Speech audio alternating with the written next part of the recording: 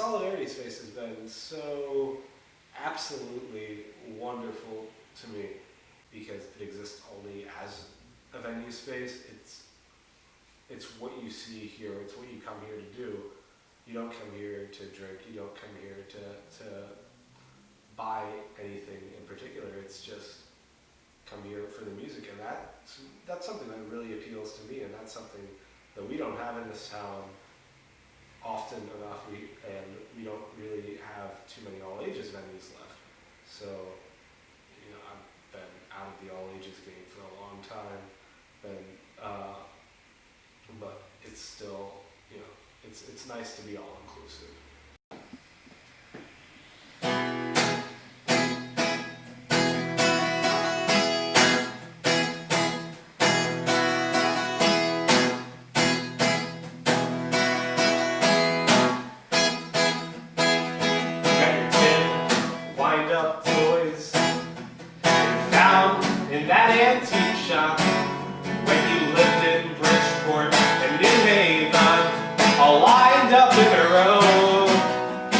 Got your charismatic wit that you picked up in your college days.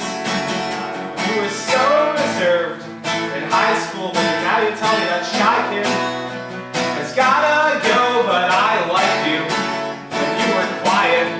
Yeah, I liked you when you were okay being alone.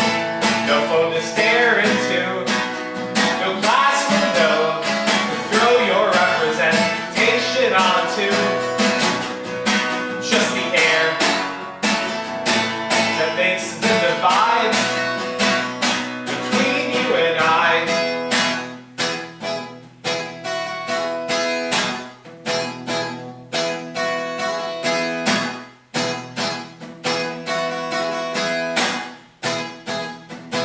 You've got your records on mail order, places you've never been, locations you'll never see, and all these people that don't know anything. You've got your maps and books that are relics from old dynasties, and now they're just a centerpiece to show that you're so interesting. But I liked you when you didn't care.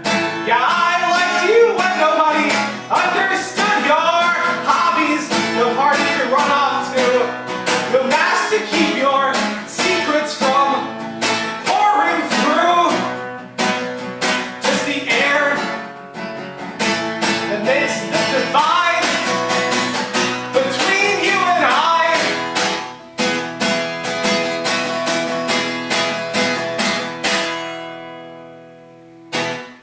I mean, yeah, like in the Louisville scene, kind of like your favorite, you know, some of your favorite acts that you've collaborated with in some capacity, either through, you know, your cassette label or... Yeah. Well, some of my favorite, I put out a tape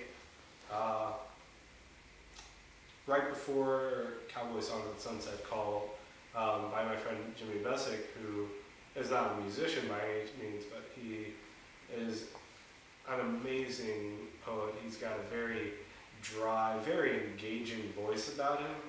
As far as musicians go, I still haven't collaborated, like, you know, besides jamming, but never on a substantial, like, recording level with many musicians. But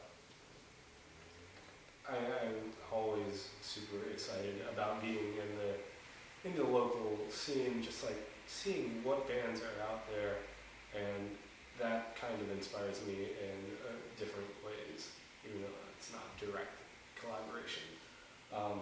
Obviously, all the bands on the Pocket Transistor compilation, like, I was so happy when I messaged Matt, and he was like, he was the first band to give me a song, and it was the Plastic Bubbles Instant Crush, which just, I had no idea what they were doing because for about 6 or 7 months, like, I hadn't heard anything from them because Tell Me was kind of going through a rocky period, so I didn't know what was going on. So I just decided to message them out of the blue and got this wonderful piece of music in return. And it was, yeah, it's still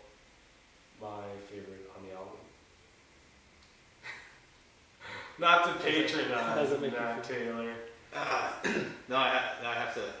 I'm here, so I was like giving a thumbs up and saying thanks. So, But yeah, no, so, I was always, I was super excited for like anyone, like when Rosella asked, confirmed that she could be a part, how robots could be a part of it, when the reading group said they could be a part of it, when, Fast Friends could be a part of it. It was just like, and Tropical Trash, that too, that was just, they were all like just, I never knew how receptive people would be until I started asking people to do stuff, and that's kind of why I started doing like the label and started booking shows, is because I enjoy making, while not collaborating directly, I enjoy helping things happen. Yeah.